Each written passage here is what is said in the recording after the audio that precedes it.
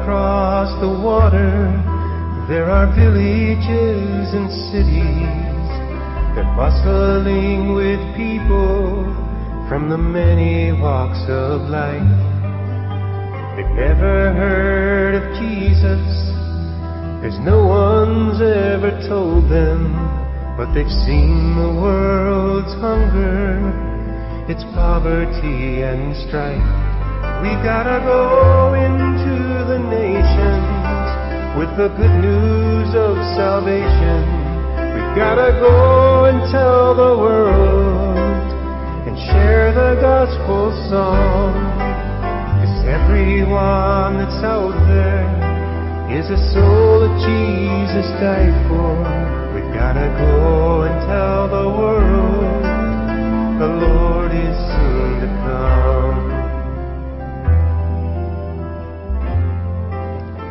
Welcome to 𝗖𝗥𝗘𝗗𝗜𝗧𝗦 Ministries. We're live on location in 𝗖𝗥𝗘𝗗𝗗𝗜𝗧 in the country of Vanuatu, and I'm here with Dr. Mark Turnbull. And Dr. Mark Turnbull and his family have been doing a pioneer work here in this remote island of 𝗖𝗥𝗘𝗏, I should say mosquito-infested, hot tropical island of 𝗖𝗥𝗏. And Dr. Mark, how long have you and your wife been here now? Now, I just want to say real quickly that everybody here calls you Dr. Mark. You're actually Dr. Turnbull, but the native people always refer to you as Dr. Mark. So, yeah. You know, if you think that's a little strange, that's why we are calling you Dr. Mark. Yeah, we've been here 2 years, Jeff. We came to another part of the island, and we've just recently moved up to this area, closer to the airport. Well, so our viewers can kind of understand where Vanuatu is. A lot of people can't even say the name of this island. It used to be called New Hebrides, but where are we located on the world right now? Okay. Vanuatu is part of Melanesia, which is Western Pacific, quite close to Australia. We're about, I would say, 1,000 or 2,000 miles northeast of Queensland, Australia. We are part of a chain of islands, which are actually very large mountains on the base of the ocean, and they come up and form these islands groups, which starts with Fiji, then comes up through Vanuatu, Solomon Islands, and then up into Papua New Guinea. Mm-hmm. So this is the southernmost of those three groups in the Melanesian islands. Have you, since you've been here, what exactly have you been doing as far as your mission outreach? Okay, well, we're basically medical missionaries, but we're involved also in assisting the Seventh-day Adventist Church in its mission. We're supporting the church building projects that are happening. We've finished one church building project. We're heading into another. We're also helping with literature translation and production, and that in a small way, not a big way at this stage. And we're just getting into a little school for the primary school, which is connected with the local church. And you recently moved down to this end of the island. Yeah. Why is it that you moved from one end of the island to the other? Well, there was a lot of reasons, most of them very practical reasons. We loved the place down there. It had a beautiful waterfall and it was a nice location, but the house was starting to collapse. The roofing in this environment doesn't last long. It's local Natangura leaf, and it wasn't doing too good. So that, and there was also practical reasons connected with transport. We use boats a lot here, and the ocean in that particular area suffers from tidal problems. It makes it difficult to get in and out. Here we have access to deep water, and also we are closer to the airport. The airstrip, I should say. It's not really an airport. Yeah, well, they call it the 𝗖𝗥𝗃𝗃 domestic airport, isn't it? It's a grass strip with a very small terminal. Yeah. When we were here 2 years ago, we shot a video of when you first came here and launched this project, and we called it Vanuatu Ring of Fire. And I just encourage our viewers, if you haven't seen that video, write or call our ministry and ask for the video called Vanuatu Ring of Fire, and it shows you a lot of the cultural dancing and some of the things that we're dealing with. And we're right in the middle of tropical season right now, and it's hot and muggy, and there's mosquitoes all over the place, and you can get malaria here very easily. It's actually a very, very challenging place to be operating a mission outreach. One of the things that we talked about on that last video was the need of getting into aviation outreach here. What exactly transpired after that video went out? Do you remember all the things that happened, really just in a nutshell? Well, in a nutshell, we got serious about the idea of acquiring an aircraft somehow. We asked the Lord to provide one, and through an amazing chain of providences, we were provided with a brand new MAL aircraft, 2003 model, and that has just arrived in Vanuatu. We've just begun to use it here. It's now in Gower. Yeah, and if you wanted to see the story about the Miracle Mall, about Joe Hancock from Hancock Farms who donated this mall, you could also ask for that DVD. It's kind of a follow-up to the last one, and then this will be kind of like the third one in the series. But we had an amazing story that Joe told us, the fellow that Joe Hancock who donated the plane, about how the plane was protected from a really super strong microstorm that went through down in southern Arizona and kept the plane from being destroyed. And then we had kind of a secondary miracle. It was on the tail of that in the plane coming here, not being destroyed a second time. Would you like to explain what happened with that? Okay. Well, what happened was we were anticipating that plane, which was to arrive here in a shipping container. We thought that it would arrive in Vanuatu approximately October or November or something like that. However, there was a lot of delays with the plane, and frustrating delays. We were like asking ourselves, why is this happening? Yeah. So we were kind of got to the point where we started to question why this delay had to happen. And in January, we found out, because we found out why the Lord had providentially delayed the aircraft from arriving here. Because we were planning to park that aircraft down on the the northeast corner of this island, at the base of the bottom of the airstrip, where we still hope to build a hangar.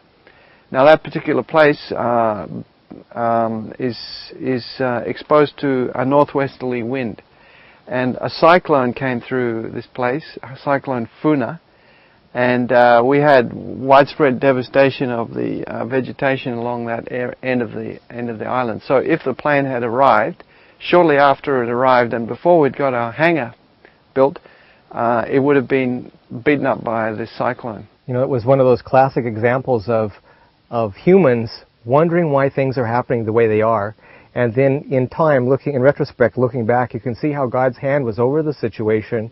And now when things, I stop and I think to myself, well, when things happen that I don't understand why there's a delay, we just need to trust in the Lord and know that He's ultimately in control, and that there's a reason for things happening the way they do. Now, when they call it a hurricane here, but really they call them cyclones usually in the South Pacific. But when it went through, it created a lot of trauma for you and the island and everything. What happened, and what was going on with your family right at the time that this cyclone went through? Oh, Jeff, it was quite a difficult time for us. We were in the process of moving at that time. We had the house behind us is the house that we've just moved to, and we'd brought a few possessions, put them in the house, and then we traveled back to the first house to get some more of our possessions. While we were doing this, the wind was getting up, and I think you remember I was speaking to you on the phone in the States, and you noticed one of the only 3 phones or 2 phones on this island. Yeah, and you were noticing how there was quite a lot of wind coming through on the telephone. You could hear the sound of the wind. So we at that stage we were just at the point where we could sense there was a tropical depression, and we tried to research on the weather reports, but we failed to get the warning that a cyclone was coming. And that night, the cyclone hit. We were down in the other house. What were the wind speeds, out of curiosity? I mean, do you have any idea? They said it was a Category 1 cyclone, so it wasn't as bad as some cyclones, but it happened to hit this place here harder than anywhere else, I think, in this group of islands. And I don't know exactly how fast it was, but it was fast enough to bring down some very large trees. Well, didn't it devastate a lot of the native homes? Just rip the homes apart? It was strong enough to destroy one cement building that was a school that has a big cement building, and that was flattened. A lot of the local housing was destroyed. Water was coming in through our roof. The house behind us, the windows blew in, the door was busted open, and the wind came through. Must have been kind of scary to have all this happen. It was scary. It was nighttime. My biggest concern was the two boats. We have two boats. There is about a 100 knot wind out there on the water, and amazingly the two boats are just sitting there on their anchors. I can't believe it. We are in the middle of a tropical cyclone, and you might be able to hear the wind in the background. And in the morning, I put a motorcycle helmet on and went out because there was coconuts falling, and I was very afraid of getting hit by coconuts. And I went out, and to my amazement, I found those two boats still anchored. And I couldn't believe it. I just praised the Lord, because that was my biggest concern. How could the boat stay afloat in huge waves like that? I don't know. Actually, the waves were not the concern. It was the wind. And I guess if there had been a lot of waves too in that particular area, then I think we would have lost the boats. And you were saying that this thing kind of triggered some like a tribal war on the village here. What exactly happened? Because these people generally are pretty peaceable type people, but you said there was a food shortage that was going on, and people's houses were destroyed. A lot of the fruit trees were damaged, and then some kind of episode took place where people started fighting with each other somehow. What was that all about? Okay, well that wasn't a tribal war. It was more of a family fight. Kind of like one family village against another family village. Two villages. It was immediately following the cyclone, and I think there was a lot of stress around. Most of the villages were the food supply was severely affected by the hurricane, and there was kind of a feeling of the families in those villages were a little bit stressed, I think, and got a bit worked up. But there's been a long family history between those two family groups, and they somehow got into a battle, and someone's arm was broken, another woman was unconscious. You were saying these people too are so agile and stuff that they get to. What were you saying about that? I mean, well, they're just very athletic people, and strong. You said. Yes, I certainly wouldn't like to be kicked by someone here, but somebody was, and ended up with a broken radius, and someone else was unconscious when I arrived. So, yeah. So has things settled down now? That's all settled down. That's all settled down, and we're just very thankful that God has kept us out of the politics involved in those kind of things. We have a good relationship with both sides, and we are not involved in their issue. We just are seen as helpers. The other thing that I noticed when I came this time that was, to me, is really a miracle, is how when we were in Villa, which is the capital here, how Air Vanuatu, the major airline of this country, just opened their security hangar where they do the maintenance on their airplanes, and gave us free access to assemble this plane. Yeah. And how did that come about? Well, Jeff, when I first looked into the idea of bringing an aircraft here, I did research into whether Air Vanuatu would be able to assist us in any way. They're the only people that have a hangar and aircraft type tools and equipment and supplies and so on. But they were, at the beginning, they didn't seem to be very favorable to the idea. I'm not sure exactly why. But just recently, everything changed, and after the aircraft arrived, suddenly the doors seemed to open, and everybody in the Air Vanuatu environment down there was just so helpful to us. They enabled us to use the hangar. We had access to the workshop. We were able to use tools.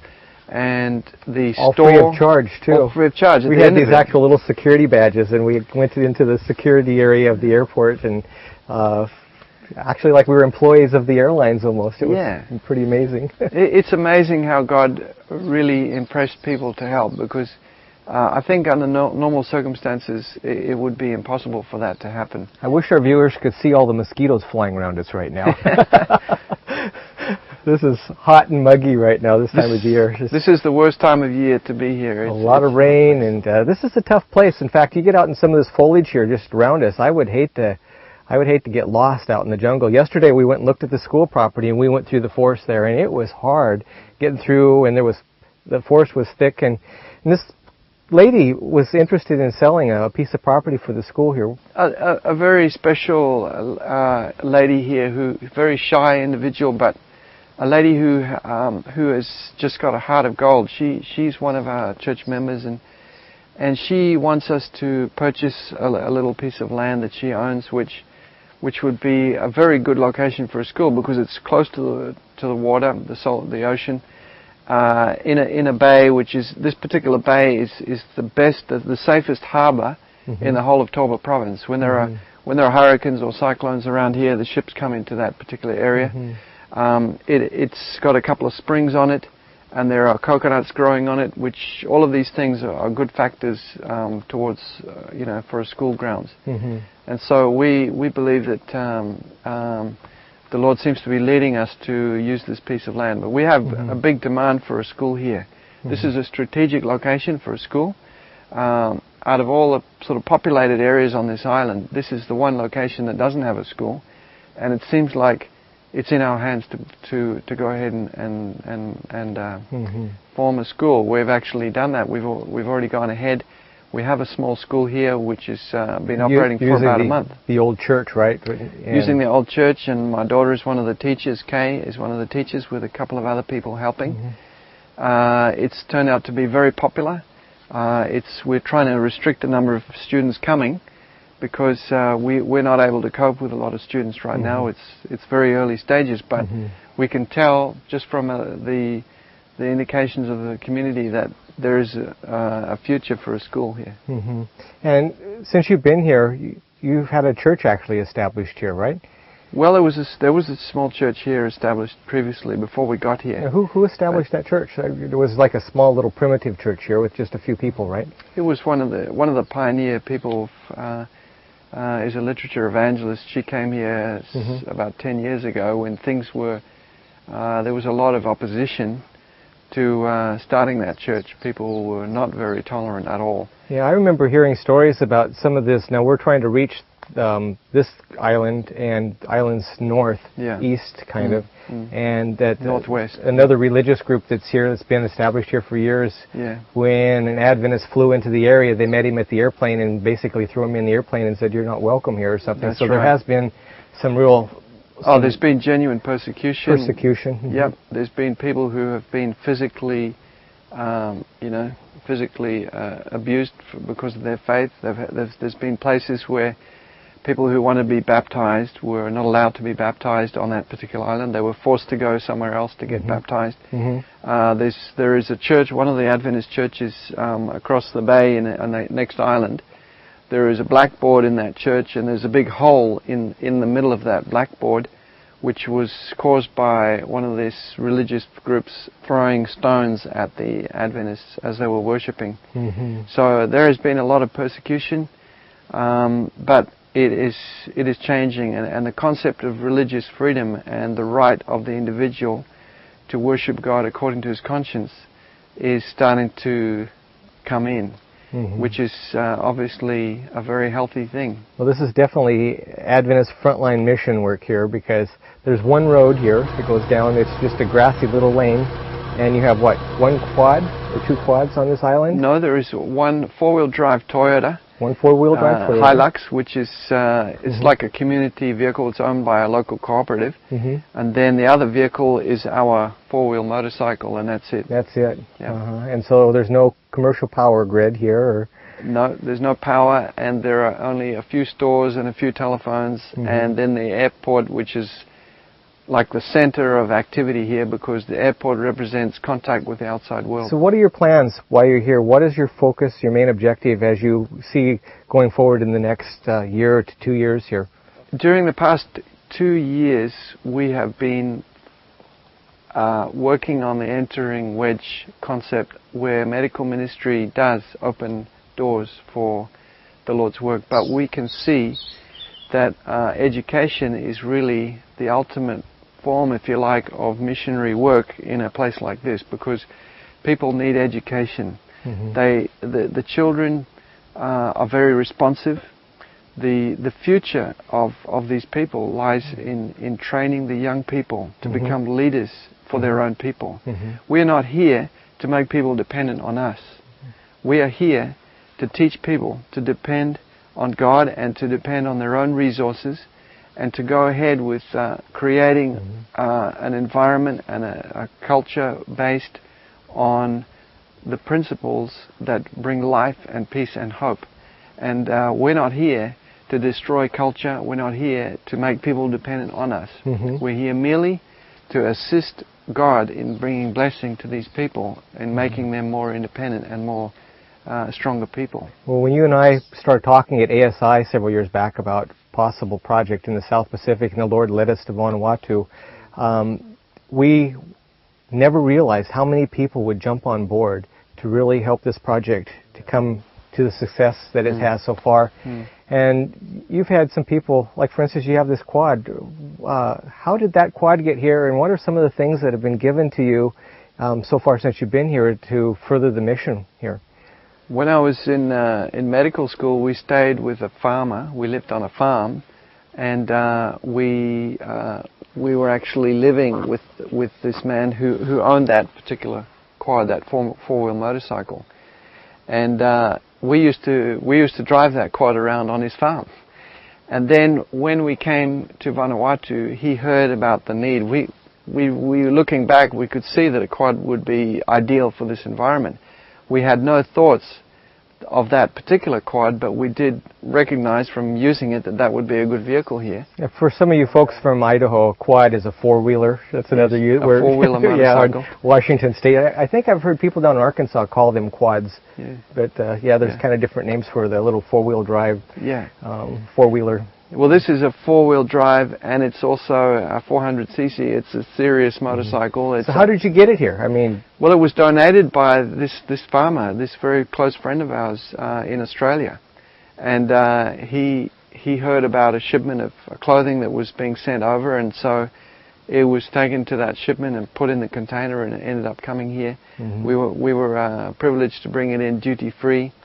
And then we had to put it on a copper ship to bring it up here. One part of it was broken. The rack on the back was broken when it was transferred onto the island. But in spite of that, it's been a tremendous asset. We're just so thankful that God has provided that. So you put that inside the container with the clothes that came over. Yeah. And you have another thing that was just recently donated that is an ultrasound machine. Yeah. How did that come about? Well, as we've been working here, we've many times wished we had medical diagnostic tools to help us. And one of the main things on my list of needs was an ultrasound. And so we started looking into ultrasounds because we just believe that if you have a need, you should research it and then find out what you need before you ask the Lord. So we started researching into what kind of ultrasound would be suitable. I've used ultrasounds. I know how to operate one, but I didn't know which particular model to look for. We started looking into it when I was in the States. I started checking it out on the internet. We found quite a few different models. I remember I was looking on eBay and I saw some on there that were kind of older ones that were on a tray and about yay big, and I was thinking, how in the world, even for one of these quote portable ones, would we ever use something like that without electricity, without conventional electricity, out in the jungle, you know? Well, the oldest ultrasound started out as something about 6 feet tall and about 3 feet wide, and things that weighed half a ton. And so we kind of got down to the smaller ones, and then I came across, I didn't realize that there were some really miniature ultrasounds around. And when I was looking into it, somebody, a very kind gentleman from Florida, told his mother about the need, and she put in some funds to initiate that idea of. Yeah, I had an ER physician friend that was sitting in ER and actually searching this, thinking about the need of an ultrasound machine, and he came across the Aviation, I think it's called, and it's a little handheld device. It's quite amazing. It's only like the size of a small laptop computer. So the local hospital in St. Mary's, Idaho, which that's one thing I really love about where we live and where our ministry is located. A lot of people in our community are very supportive of our ministry. And the local hospital, Vanuatu Community Hospital in St. Mary's, Idaho, purchased this ultrasound machine through the authorization of this doctor, gave it to us for below cost, you know, the retail price, and the donation of this elderly woman that was in Florida and a couple other people who helped with that, we were able to bring that ultrasound machine, no duty or anything like that, on this particular trip here. So have you started using it yet? just started using it, and it's an incredible little machine. It's so portable, I'll be able to take it anywhere, literally anywhere. Mark, as you're starting to see, you know, the medical work and things here, what do you see the direction of this going, our work here in the next 2 years? What do you see the focus, and what do you see some of our basic needs here? We've started on the medical side because that's what I am. I'm a medical missionary, and the medical missionary will always be a need in this area. Medical work is like that. It doesn't matter what place you are. Medical work is always needed in the community, and so we'll be continuing with that medical work. The thing that will be different now is that because we have an aircraft, we can access a larger area, and we can... How many islands have airstrips nearby here where you can actually start medical clinics? Okay, well, we have in the Banks group, we have 2 airstrips, and in Torres we have 1 airstrip. Those are the improved airstrips which have been prepared by Air Vanuatu. There are also possibility that we could develop some smaller airstrips, because this particular plane, as you know, Jeff, is a bush plane. It's a plane that can go into unimproved airstrips, and so we're hoping that in the future we'll be able to access more than that. So one of our basic needs that we're going to be really looking at as we progress with this medical aviation work is the cost of fuel and maintenance on the airplane. This is going to change the whole dynamics of our ministry here and the cost of operating operating the whole mission here. So what other kind of needs do you see and direction that we're heading here? And okay, we also have a need for a shelter for the aircraft, and we're planning now to build a small shelter or hangar close to the airstrip where we will be able to keep the plane and keep it safe from hurricanes. $3,000, $4,000, $5,000, maybe you could build a cement structure with a metal roof on it? We're still researching into exactly how we're going to do this. The main thing, it has to be strong. We want protection from the sun and from the heavy rain that we get here, and most of all from the winds. And so we think we're going to be able to do that as cheap as you can imagine, but we don't have a fixed price on it yet. The other thing we're working on is a school. We believe that there is a great potential for a school. We're hoping dearly that we'll be able to go ahead and build a good school in this community. So yeah, so you see continuing education, medical missionary work and such. Yes. Yeah. Anyhow, if you'd like to get involved, time is out and the mosquitoes are eating us alive here in 𝗖𝗥𝗘𝗗𝗜.